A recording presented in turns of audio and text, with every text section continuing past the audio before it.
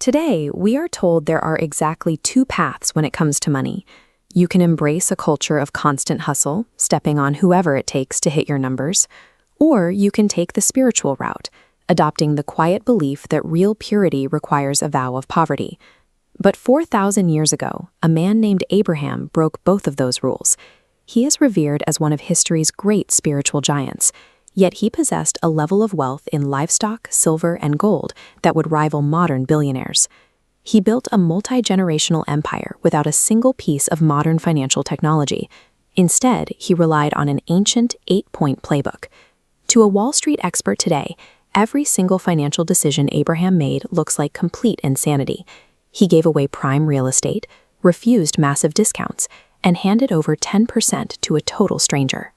Building true, lasting wealth actually requires making the opposite choices of what mainstream financial influencers tell you to do. The first paradox of this ancient strategy is subtraction. To gain his empire, Abraham first had to pack up and completely abandon his geographic safety, his family networks, and his comfort zone. This is the principle of separation. You cannot surround yourself with a poverty mindset and expect wealthy results. Abraham had to physically distance himself from the financial patterns of his past before his resources could multiply. This chart illustrates the stark difference between two types of financial leaps. The erratic path on the left is foolish risk, gambling money you cannot afford to lose on things you do not understand.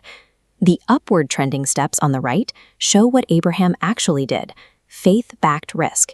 He took massive leaps, but they were calculated, grounded in clear direction, and built on a foundation of deep preparation. That uncomfortable gap between a safe, familiar past and a completely uncertain future is the exact space where financial multiplication takes place. The second paradox is giving to gain. After winning a major military conflict and recovering a massive fortune, Abraham immediately handed over 10% of the spoils to a mysterious priest named Melchizedek. By separating the first 10% of his revenue, Abraham was transferring his dependency from his own bank account to his ultimate provider.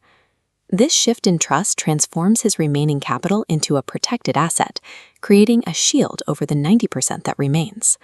That upward giving mirrored his outward giving. When dusty, unknown travelers appeared at his tent in the blazing heat, Abraham rushed to provide them with an extravagant top-tier feast. He did not know it, but he was literally serving angels. Treating strangers with over-the-top generosity is a highly effective long-term business investment. Exceptional hospitality builds a magnetic culture where customers and partners want to return. Treating every person with extreme value, regardless of their perceived status, plants seeds that consistently open unpredictable networking opportunities and doors that hard work alone cannot reach. The third paradox involves taking the worst deal on the table to secure the best future. When Abram's herdsmen and his nephew Lot's herdsmen started clashing over resources, the tension threatened to destroy their entire operation. Abram had every right to pick his territory first.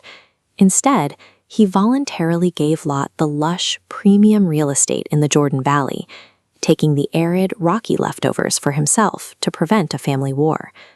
He understood a core business rule: peace is more valuable than profit. Walking away from toxic friction, even if it costs you in the short term, frees you up for greater unseen blessings. We see this again during the Ephron negotiation. Abraham needed a burial cave for his wife.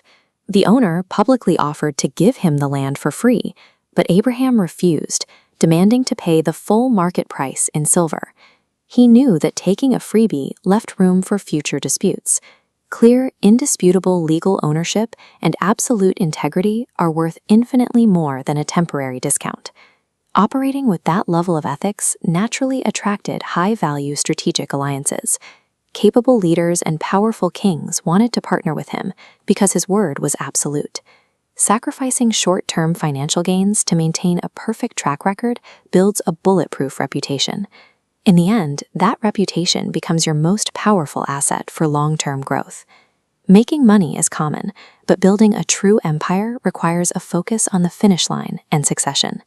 Abraham secured the future by legally organizing his assets and removing potential friction before it could start. He provided for all his children with immediate gifts, but reserved the core empire for Isaac, training him specifically to steward the primary inheritance.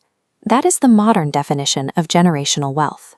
It means acquiring hard assets, setting up trusts, and making financial decisions today that will feed and protect people who haven't even been born yet. Bringing this ancient framework into 2026 requires making a hard pivot right now. It means stepping out of the paycheck-to-paycheck cycle and severing ties with the poverty-minded influences holding you back. True wealth is a living, breathing ecosystem. It combines relentless faith, absolute integrity, and decades of forward planning to honor the Creator and sustain your family long after you are gone.